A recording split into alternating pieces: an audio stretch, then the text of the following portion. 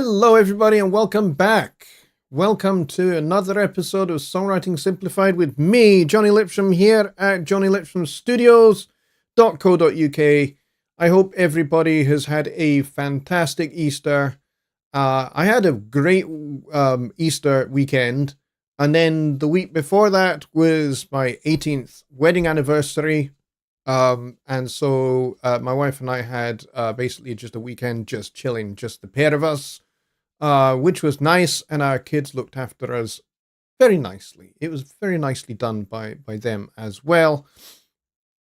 So we had a great weekend, and then Easter we went through to my parents' place a little bit further north and along the coast from where we are in Scotland, and so it was nice to go and spend the weekend with them. So we all went, me, Kate, and the kids. We all went over there, and we had a lovely weekend together. And the weather was really great. It was nice. It was warm. It was sunny. It was great, and we were able to do kind of almost summer-like things, like wearing t-shirts and going for ice cream, because in the town that they live in, there is an ice cream parlor, which is kind of done 1950s style. It's like a 1950s style ice cream parlor, and it's awesome. They are really great, and their ice creams are made by them, actually, on the premises. So they have all sorts of varieties of flavors, and it's fantastic and very reasonably priced. So if you ever happen to be in Scotland, and particularly the southeast part of Scotland, and you happen to just decide to take a day trip over to Fife, I can totally recommend it. So there you go, free advertising for my parents' town. There we go. So let's see who is here. Billy Morgan was, of course, first in the door, as he tends to be pretty much every week. Bobby Booth was next in the door. Bobby, so glad to have you back, mate. Really, really glad to have you back here. Tony Stringer is here. Christina is here, although very briefly, because it is very late for her. It's like 1 a.m. for where she is, so I wouldn't be surprised if she either falls asleep or is in bed already about to go to sleep. So, yeah, thank you very much for checking in, though, Christina. Appreciate it, darling. All right, so Stephen Wilson is here. We got Dave from Aurora's Boring Alice, and we got Brett Marler. We got Kyle Traduziak, and we've got Lloyd here as well from Paparaptor Music. And we have Brett Marler. I think I mentioned him already. And we got just Bob here, who has made it, which is awesome. So Bob, very glad to have you here. I seem to recall you sent me an email. Let me check. Yes, you did send me an email. It's a very good question, which actually I will hold on to your question once again, and we will do this one on Sunday, because on Sunday Night Live returns after a brief hiatus, very brief hiatus. But yes, we are back with Sunday Night Live on Sunday. I am really looking forward to it. So, and we will kick off the show with Bob's question about guitar multi-effects units and Studio One. So that will be where we start on Sunday with that question. But it's a great question, and I'm very much looking forward to getting into that. So I'm very glad you are here. Brett says, I work all weekend. Sundays are my Thursdays. So yeah, nothing special for me. Anyway, glad others had a great weekend. Brett, sorry to hear that, mate. But that doesn't mean you can't get yourself some especially if you have essentially missed Easter weekend. You should be able to get some very nicely discounted Easter eggs, I would think.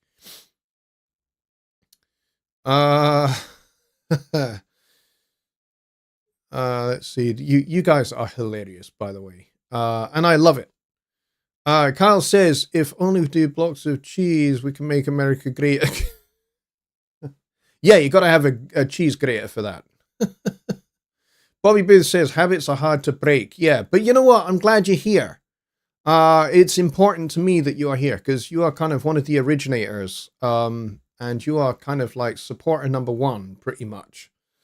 Uh, uh, in terms of the fact that you've been involved in pretty much everything I have ever done since I started doing it on this channel, and I appreciate it more than you realize and more than you know. But thank you very much, everybody who is here. I appreciate it. There's only 12 of you here, but that's all right. Small crowd is okay. Small crowd, I don't mind. So anyway, I said that we were going to start by talking about slash chords, and hilariously, Kyle has said that Slash doesn't play chords. That's funny. So what do I mean by slash chords? And yes, I did make a joke about cutlasses, but slash chords, for if you have no idea what I'm talking about, they're called slash chords because there is a slash after the chord and before the bass note given, because the bass note is different to the chord. So that's why we call it a slash chord, because the chord might be something like an E major chord, for example, but the bass note is a D. So it would be E slash D or E over D. E chord over the top of a D bass note. So that's kind of what I'm talking about. So how valuable and useful are slash chords? They are incredibly valuable and incredibly useful. Why? Because they give you access to complex sounding chords without playing complex chords. You can play essentially a major triad and have a different bass note underneath it, and that makes it a more complex chord. And I'm going to show you some examples of how you can make sophisticated, modern sounding chord changes without actually being particularly sophisticated. They just sound sophisticated. And the undisputed masters of using this particular type of chord and type of harmonic theory is going to be Donald Fagen and Walter Becker from Steely Dan. Now, yes, they did use some more complex, extended jazz harmony, but fundamentally, one of the things they made most use of was these kind of slash chords. In fact, they basically invented a particular type of chord, which some music theorists have called a mu major chord. You don't really need to understand why it's called that, other than it just sounds intellectual, and it kind of is. Just it's a bit of a joke on music theory intellectualism, but essentially a mu major chord is a stack of fourths in your right hand with a certain bass note in your left hand, and this is how you can create sophisticated harmony. So we're going to go over just a few examples of some of these slash chords and how you can make sophisticated harmony very, very simply. So let's start with the most straightforward to begin with. So what we're going to start with is we're actually going to start with a simple slash chord, a C major triad with an E in the bass, which gives us essentially a first inversion C major chord, especially if I take off the E at the top here. But it sounds very thin if I'm just playing two notes.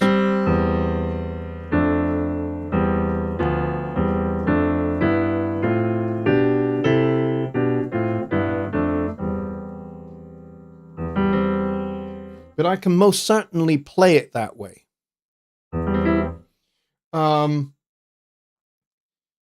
But you can also play the E at the top as well. Yes, you do get parallel octaves, but, you know, it's parallel 2 octaves. So it doesn't matter quite so much.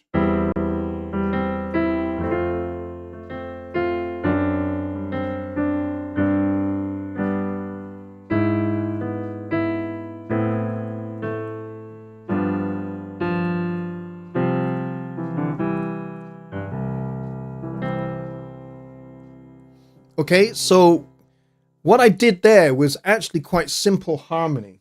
And I did a little rising, ascending bass line to go with it, starting on that C over E to F, D over F sharp to G, and then E over G sharp as a passing 5 chord to get to A minor,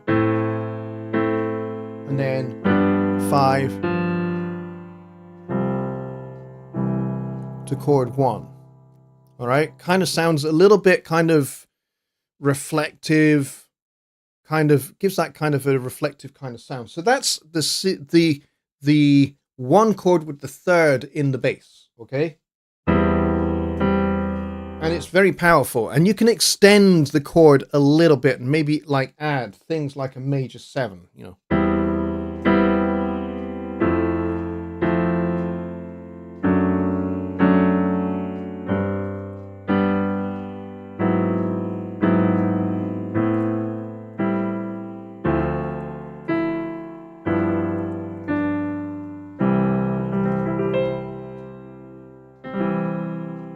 Okay, so you can add major 7ths to it and get us a slightly more thick texture with a little bit more dissonance kind of built into it as well.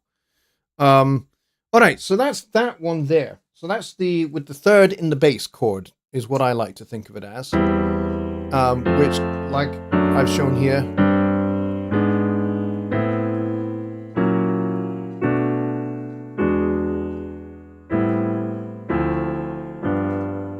can provide a nice kind of rising sequence and then go back through the cycle of fifths until you end up back at home. So that's a useful one. Now, this is the next one I'm going to show you is where we delve into the realm of Steely Dan a little bit, just a hint of some Steely Dan-ness. So what we're going to do here is we are going to take a major triad. So in this case, we're going to take a G major triad. All right, but we're going to put the 5 at the bottom. So a 2nd inversion chord. And then we're going to put a C on the bottom. So this is now G over C. Which, by the way, is the same thing as C major 9. Okay?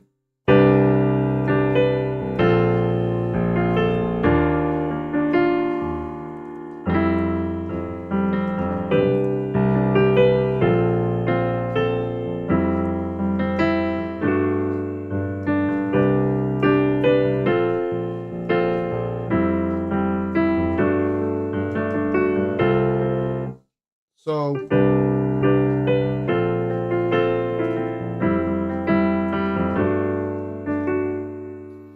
and so those are all essentially the same chord, and it sounds a little bit sophisticated, but it also sounds very bright and very strong sounding. And so if you're into kind of R&B, contemporary R&B, you're going to encounter this sound a lot because it's a very popular kind of harmonic. It's part of the harmonic language of R&B, this kind of major 9 kind of sound. So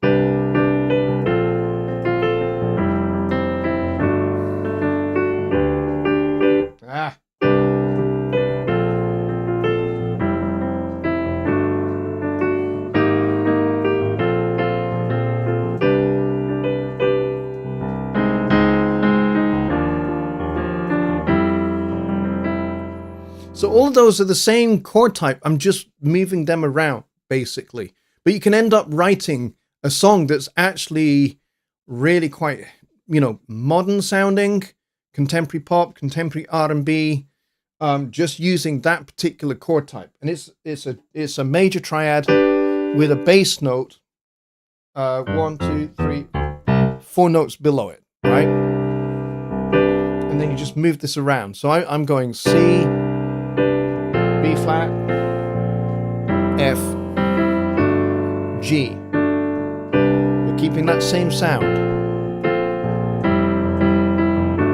And then go up a half step, another step, and then change the voicing a little bit. but it's essentially the same chord. I've changed the voicing from being a second inversion chord to being a root chord when I got here.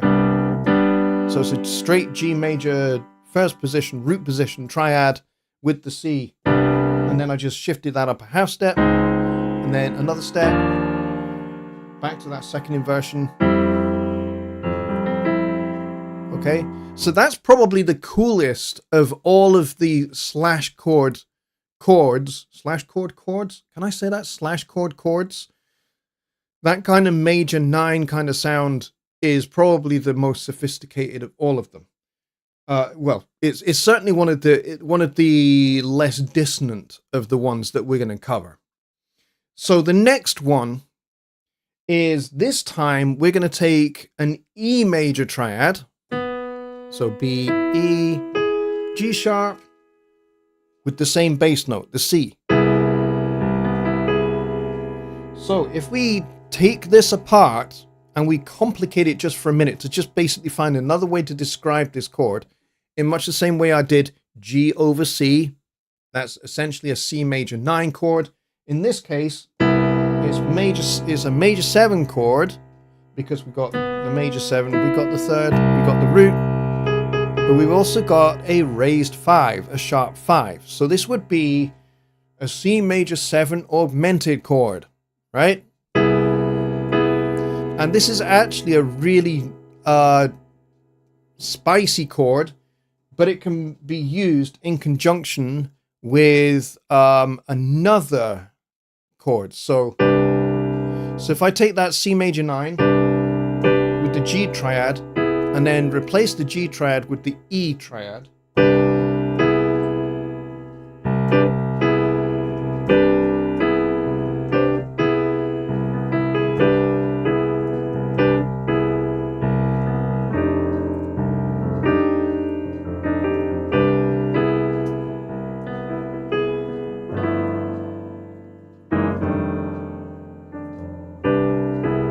you could kind of use it as a replacement for chord 1 in a blues, which is kind of what I just did just there.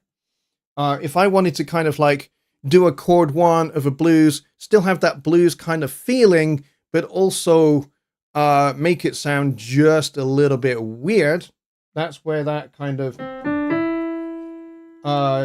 this kind of scale comes in handy for that way. It's like a C major, but we have a sharp 4, a sharp 5, 6, major 7.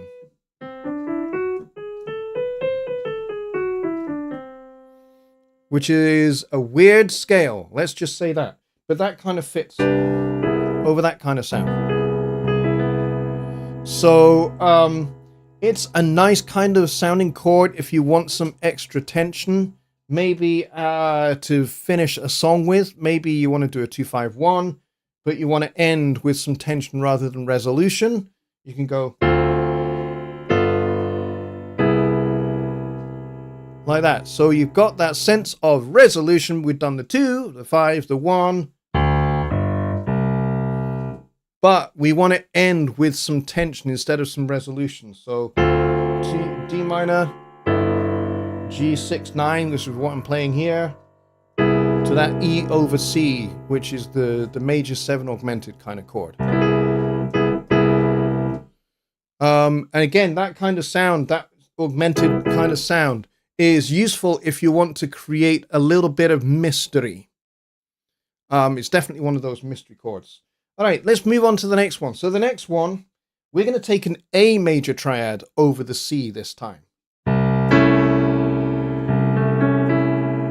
So what do we have here? Well, we have a C6 chord, because we've got the major 3rd, we've got the 6, but we've got a flat 9 there as well.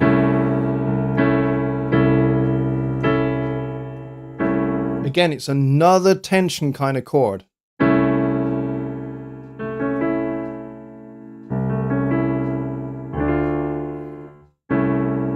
So it could resolve onto a chord 2. You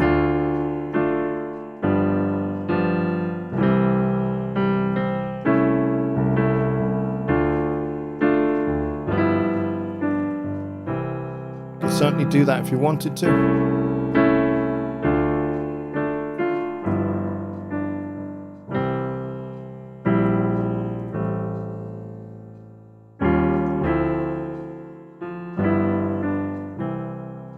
Okay, so it could certainly resolve in that way. And I actually snuck in there another one of my favorite slash chords. So my other favorite slash chord, this kind of major 6 flat 9 chord is a bit of a weird one. I kind of like it though. I appear to be hearing some rattling whilst I'm playing. If you can hear that on the microphone, I think I know what it is. I think it's one of the shelves in my beer fridge down there has worked its way loose. So I will sort that out after the show. So, so my next one is where we do the 7th of the chord as the bass note. So in this case, we're going to do C with the B flat in the bass.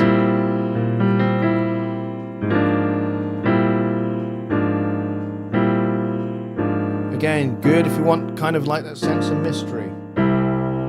You know.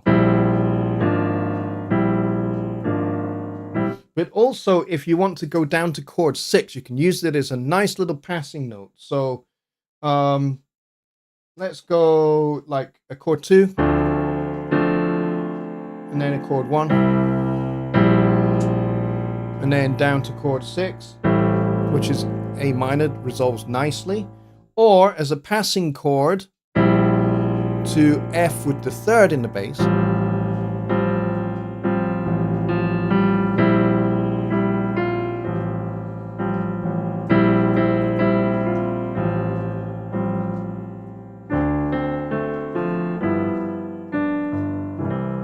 So you might hear that kind of as a way of harmonizing this tension here.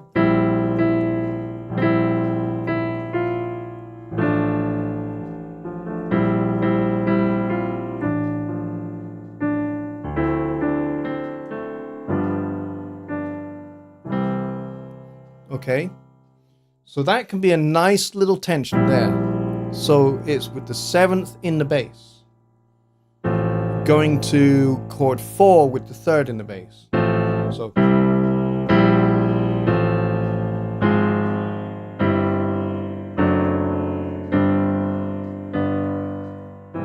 and there's a little example of how you can put that into a not very complicated set of chord changes. So C over B flat, F over A, F minor over A flat, C over G, to D over F sharp, G7, back to chord 1. Okay? Okay, next one, which is, this one is really, really, really useful. And it was actually Christina that alluded to this one a little bit earlier when she said G11. Yes, G11 can also be a slash chord. So let's take an F major triad, but this time we're going to put a G underneath that. Now, why are we calling this G11? Well, because we got a G, we've got a 7 here, we've also got a 4th here as well, and a 9th on top of that. So when you've got a 9th and a 7th present in the chord, that 4th isn't really a 4th anymore, it's an 11th. That's how we would express it as. So this would basically be G11, but you could also, in much more simple voicing terms, call it F over G. Okay? And again, this is another one of these movable chords, which is really, really useful. So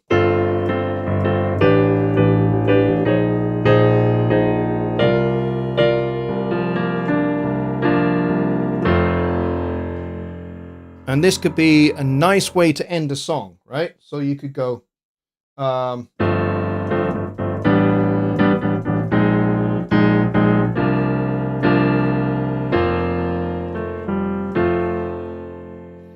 right, so what do we have there? We had F over G, shift that up 1 note, G over A, upper half step, A flat over B flat, B flat over C, back home to F, right?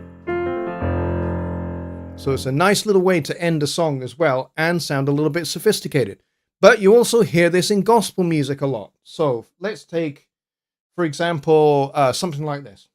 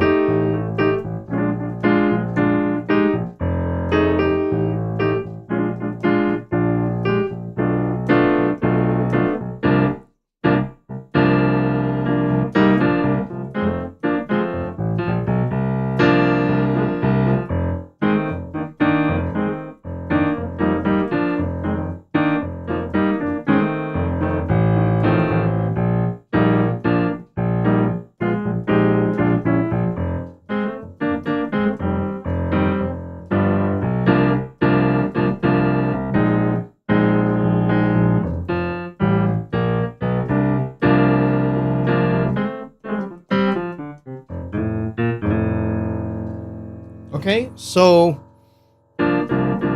B flat over C, C11, same kind of thing.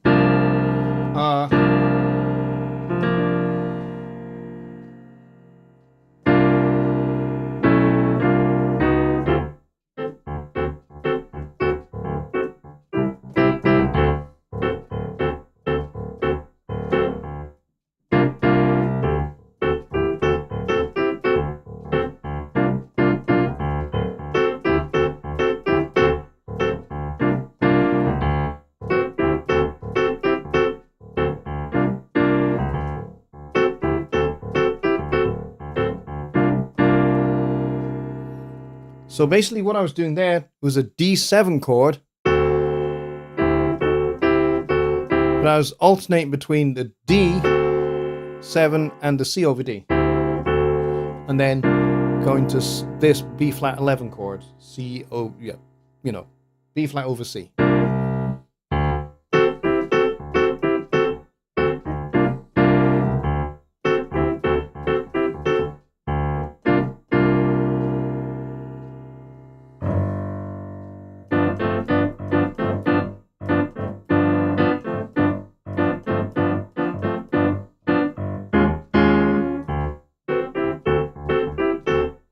And so essentially what you can end up with is you can end up with music that sounds more sophisticated than it actually is, just simply by the fact that we're taking a simple triad like a B flat major triad and putting a C underneath it.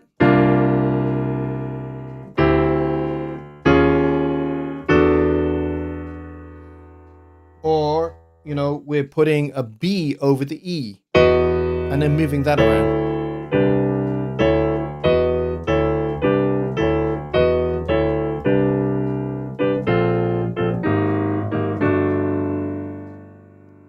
And all of a sudden you have really quite modern, sophisticated sounding chords without them really actually fundamentally being sophisticated at all. They're just triads with a different bass note. And so you can get as weird and as funky as you want with slash chords. I recommend you experiment and find the spiciest ones as well as some of the non-spicy ones as well. Like, you know, ones that are just going to provide tension. Like,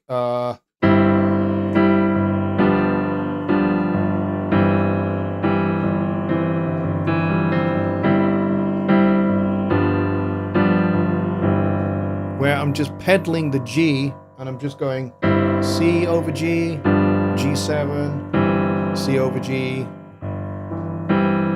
and then finally resolve that.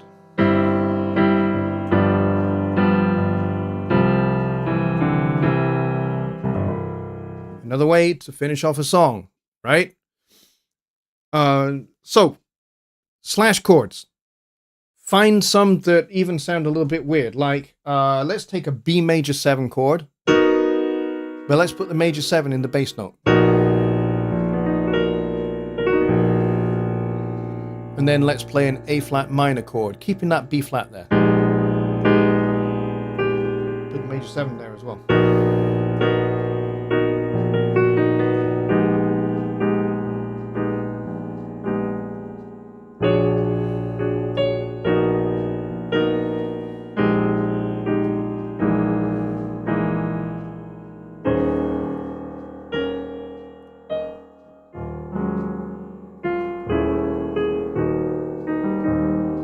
And that is a little bit of Coltrane's Naima, and that is a great exploration in using pedal tones. And in this case, in that case, it's just using an E flat and then goes to the B flat. But you have this nice B major over the B flat.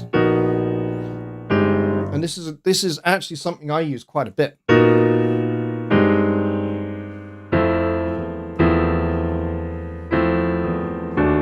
Here's another one I use quite a bit. D over D sharp or D over E flat. Which gives you this weird thing where you go, okay, what the heck is that? Well, we've got a major 7, but we've also got a minor 3rd, so it's a minor major 7 with a sus4. But you can't really have a sus4 because we've already got the minor 3rd. So what is this? This must be like a sharp 11 or something. So you could say that this is like E flat minor major 7 sharp 11. Or you could just say it's D over E flat. And actually you hear this in film scores quite a lot. This is another kind of Holstein, John Williams kind of classic thing that he does.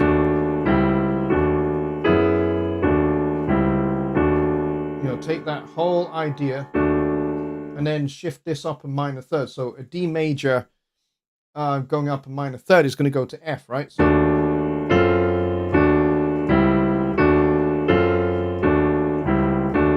and you can create really quite dissonant things. And yeah, it's actually fundamentally simple. All right, so that's slash chords. I hope you found that helpful. And I hope that this is something that you can just apply immediately to your music because it's actually really quite simple. Now, for you guitar players, you might find it a little awkward playing these different bass notes. But if you can reach your thumb over the top of the neck, you might have a little bit of an advantage rather than trying to play it as a barred chord. Alternatively, find a friend who is a bass player and get them to play their bass notes, and then you can play, maybe take this like little D shape and move that about a bit until you find those kind of voicings as well. And Lloyd says, and that, my friends, is why I play bass. Yes. Yeah, for exactly that reason. And you know what? As a bass player, sometimes it's a cool thing to actually just make those kind of voicings happen by changing the bass note. Even if everybody else is playing like a D major chord, you can just play the F sharp and get that kind of 3rd in the chord kind of thing that I started off with there. You might find that something that you can apply immediately to this as a bass player. Or if they're playing a G triad, play a C. And that kind of thing. So stuff like that will help you, I'm pretty sure. Let's go and see what questions we have. Let's see. Just Bob says, what is compensated tuning? James Taylor uses it on his guitar. Does that force piano and other string instruments to follow such tuning, and why tune that way? I don't know what he means by compensated tuning. I suspect it's his own little theory that he has developed from his own practice, because one of the things I know about James Taylor is he does like to use unusual guitar tunings.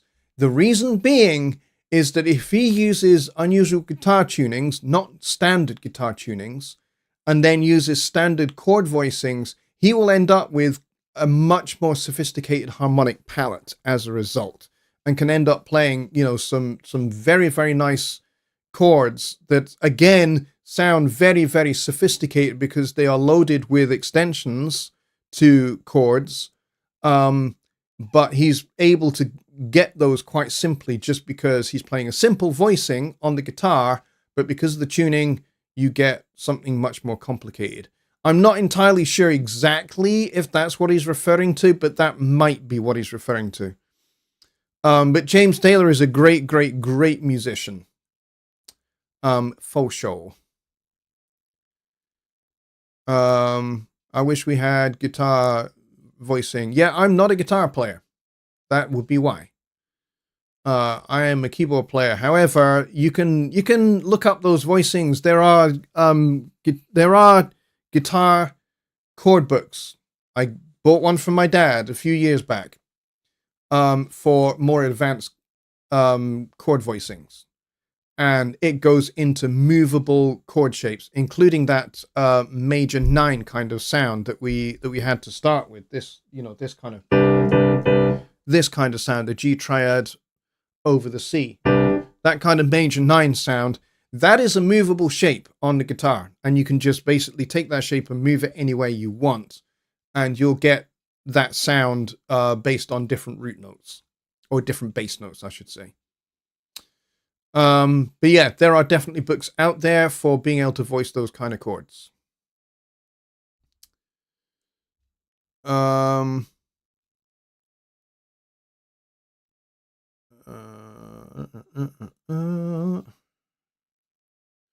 running through the questions here. Stephen Wilson says, Smiling Prison by Herbie Hancock has all 11th chords. Yes. Actually, a lot of Herbie Hancock's music features 11th chords. For example, Maiden Voyage is another example of 11th chords, using this kind of... That kind of sound is quite prevalent in that song as well. But again, also, those kind of stacks of fourths. I did say I would mention this, so I will. So let's take a stack of fourths built on A. So A, D, G. These are all notes separated by an interval of a fourth. There's the first one. There's the last one. Stack of fourths. Now, let's put a B underneath this. What do we have now? Well, you could say that this is a G2 chord, with the third of the G chord in the bass. So it could be like G add 2 over B.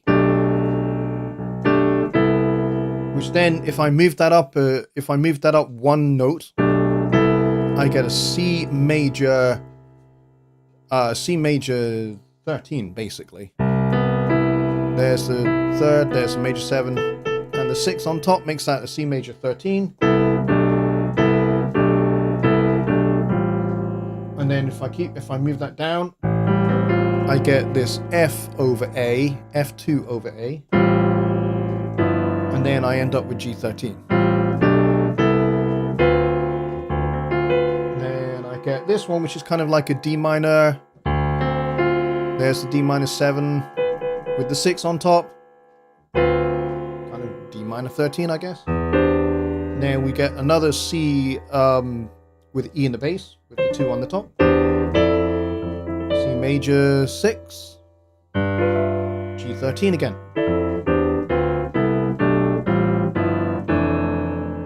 And so I have the same sound, this stack of fourths, which I'm moving around.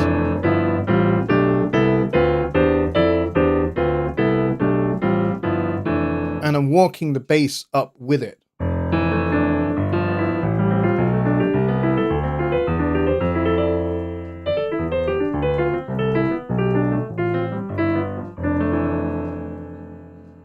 Okay, so stacks of fourths are really cool because, again, they can make your regular G over B chord sound just that little bit more sophisticated, and also that little bit more open and not obviously major. And that can also resolve down to a B flat major 7 chord as much as it can resolve upwards to the C major.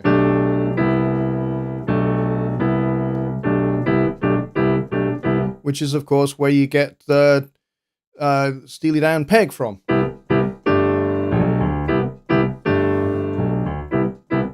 It's a Same kind of idea. C major 7 to G. Okay? So, yeah. It definitely has a lot of practical uses for making a sophisticated song from very, very simple harmonic ideas. Brett says, James Taylor's compensated tuning raises the B string slightly to make other chords more in tune across the neck. Okay, there you go. I'm not a guitar player, so I'm not gonna know about that at all. But you are right that in principle, the guitar itself is actually slightly out of tune. The reason being harmonic series and equal temperament. For as much as it is an instrument that has frets, and the frets, as you go higher up the neck, the distance between the semitones gets smaller and smaller, and then when you go the other way, you know, they are standardized further down you go, like towards, you know, first, second, and third, and fourth, and fifth frets.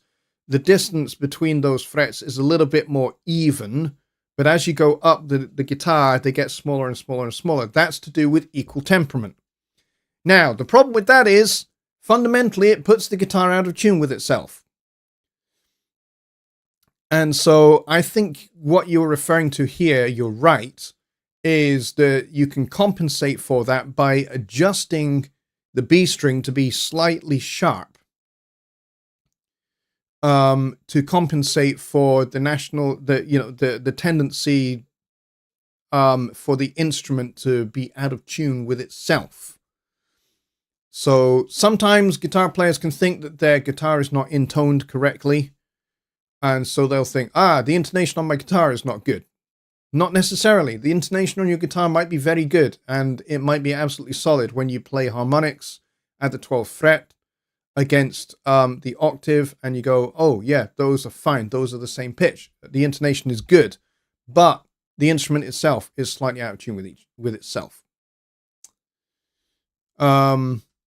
So yeah, it's good. And I think actually that's also why fanned frets is also a thing. I've seen this on guitars and I've seen it on basses as well. And I think the fanned frets idea also tries to compensate for the deficiencies in tuning of the guitar.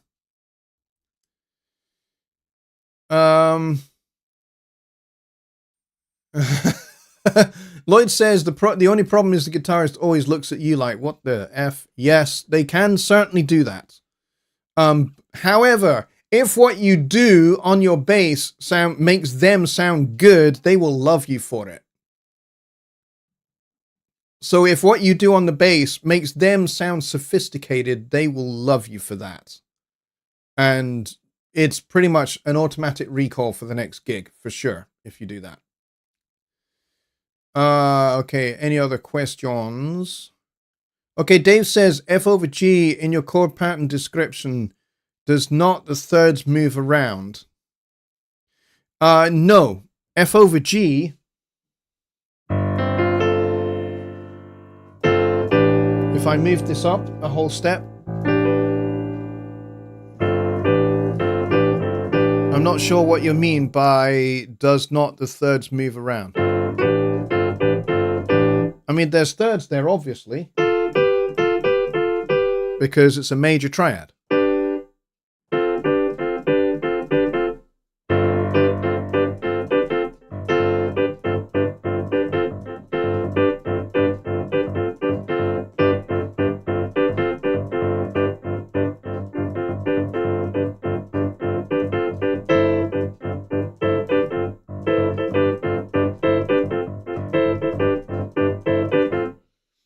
So, no, I'm not quite sure what you're getting at.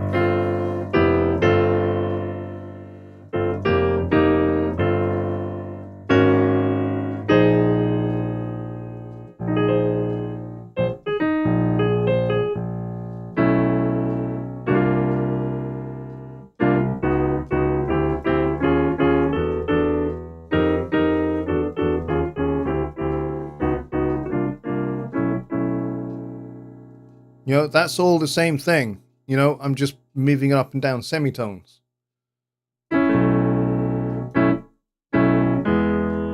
yes, that does resolve to there. So the other really useful thing of this F over G or 11 type sound is you can very easily use it as a little pivot chord into another chord. So, you know, you could be in C major here.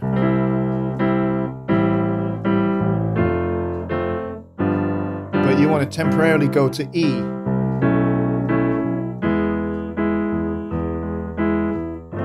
And then back again. There's my 11 chord going back into C. Or I could make it more obvious.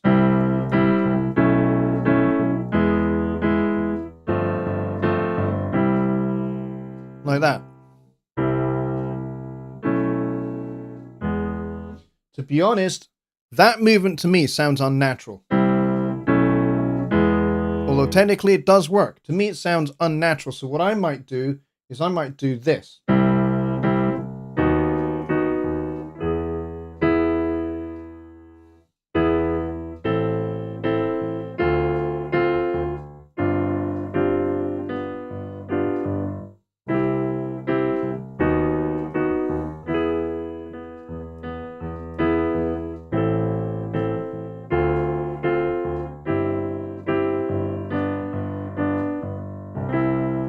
So I was doing there, C, then B over D sharp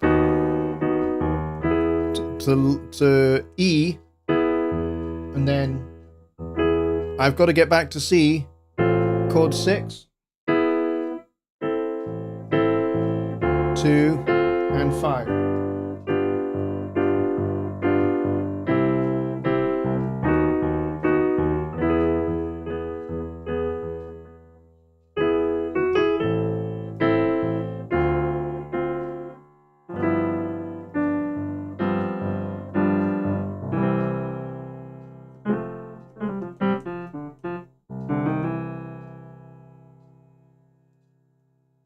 Okay, so yeah, Dave, I'm not really sure what you mean by that. You'll have to unpack that a little bit.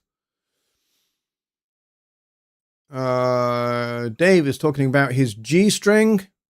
Okay, have fun with your G string there, Dave. Perhaps the thirds move in respect to the chord position inversions. It depends. It depends upon what your nearest neighbor chord is.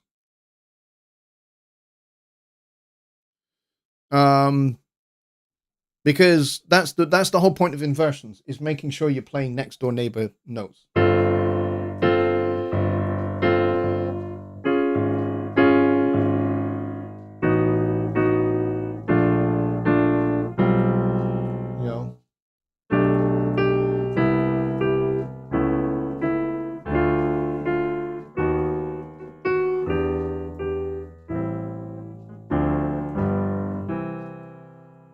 So you got natural voice leading. Stephen Wilson says, if you play a G minor triad with the left hand and an F major with the right hand, all right, G minor, isn't that an 11th chord? Well,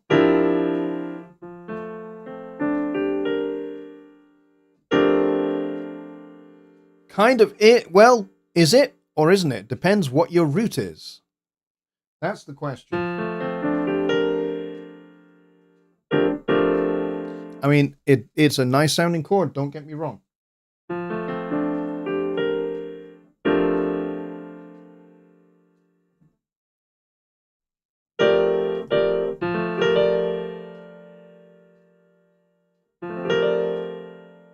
Now, the trouble you've got with that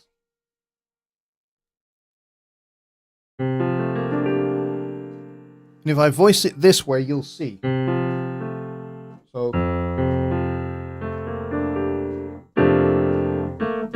you've got the third and the fourth right next door to each other.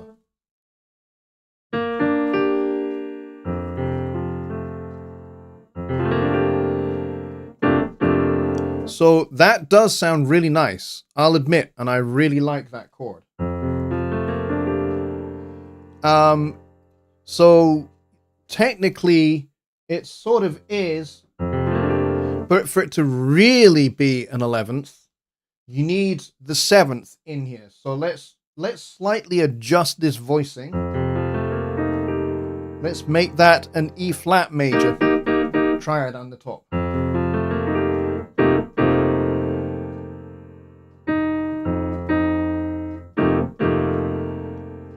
And then you would have more of an F11 kind of sound. Left hand G minor, right hand. Oh, yes, I did have it backwards. You're right. But actually, I quite like the sound of it backwards.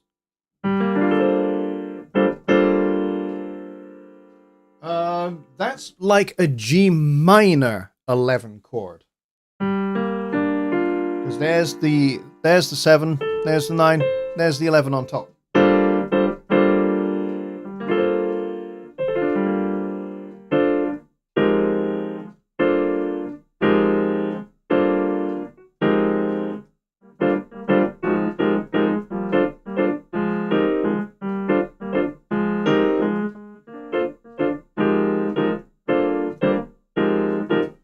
And you can do some seriously nice little jazz things there with minor 11th chords, for sure.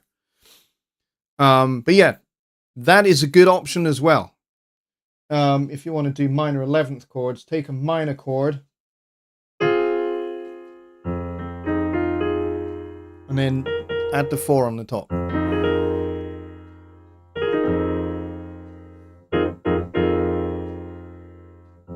Or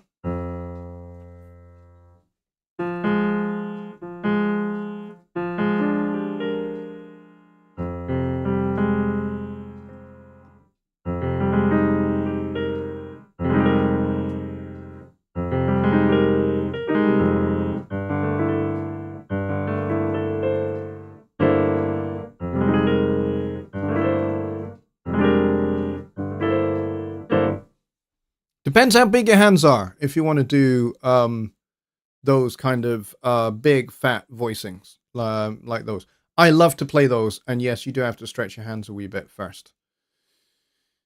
Diminished chords, if not spoken for, resolve to the second. They can do, depends on what you're doing. Again, context is always king. A diminished chord can resolve to literally anything because they are just stacks of minor thirds. But yes, typically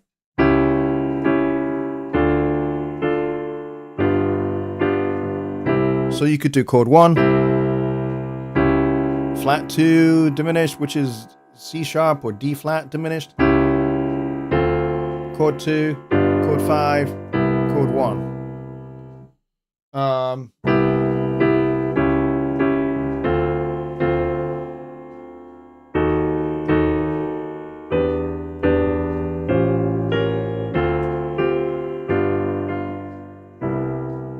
You could, in fact, go totally all the way around there. You could go.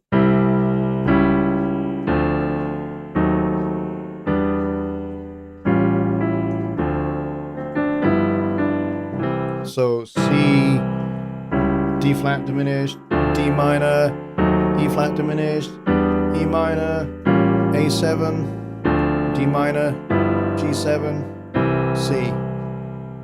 And effectively there, you've just kind of played the first part of I Got Rhythm as a ballad.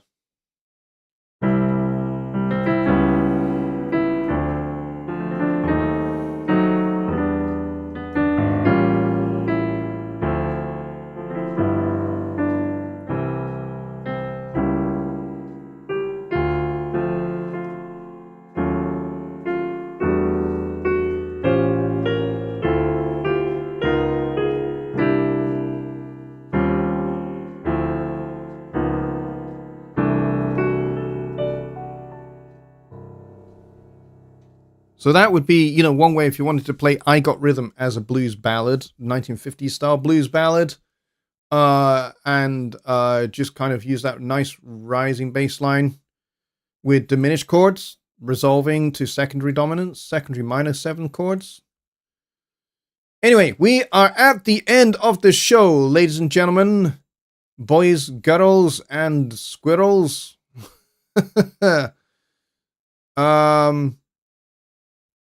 Anyway, yes, we are at the end of the show. Thank you very much for all of your questions and suggestions there. They're all very, very good.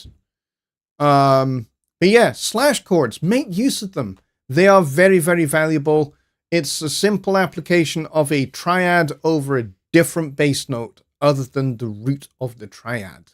So a G over an E flat, for example. G major triad over E flat. I love this chord.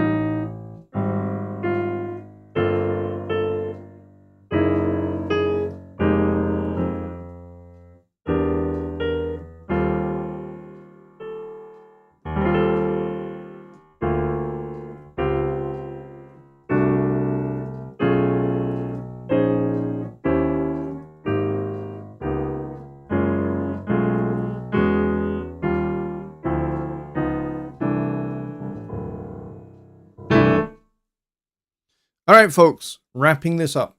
Thank you very much for your questions. We had, how many did we peak at? Let's see. Oh, we peaked at 18. Not bad. And we got like parity, which is something I really do appreciate. 18 viewers, 18 likes. Thanks, folks. Thanks a lot. I appreciate it a lot. Tony says it's 2 a.m. in Sweden. Tony, you are awesome. You are one awesome European. I appreciate you a lot. And Steve Wilson, just like me, is a chord junkie. Me too. I could mainline advanced chord changes all day and all night without overdosing. So thanks a lot, folks. We will be back here on Sunday for Sunday Night Live. Sunday Night Live returns after a little hiatus, 6 p.m. Central, same time, same channel. And before that, if you wanted to get rid of me, good luck, because I'm back for another UK Studio One meetup. So that happens at 8 p.m. Central, 8 p.m. UK, and I believe that's like 2 p.m. Central. So it's like the middle of the afternoon for you guys on a Friday. So if you guys want to take a little bit of time out on a Friday, please do come. It is technically only supposed to be 8 until 10, but it never is. We currently hold the record for the longest Studio One meetup at just a hair short of 11 hours. So if you want to join us at any point, please feel free to do so. The more the merrier. Bring a beer, bring a bottle of wine, and relax and hang out and talk Studio One and talk about things that we would like to see coming in the future for Studio One. So if you've got ideas and you would like to get them out there, the UK Studio One meetup is the place for you. I compile a list. I work for Presonus, hence the hoodie. And I regularly meet with the development team, and I basically share these ideas that everybody has had from our meetup with the developers. And actually, a good number of the ideas that we have had have been implemented in Studio One 6 and in Studio One 7. So there's a good chance, decent chance, I would say, of your Studio One ideas making into future versions of Studio One if you bring those ideas to the table on Friday. So that is on Friday at 8 p.m. UK time, which is going to be 2 p.m. I think Central Time, 3 p.m. Eastern, I think. Go on, if you're not sure and you want to check what it is, go to dateandtime.com and you can do the calculation there, and it will tell you what time it is in your time zone. All right. Good night, everybody. And I will see you on Friday. If you want to come to the meetup, Otherwise, I'll see you on Sunday for Sunday Night Live at 6 p.m. Central regular time. Good night, folks.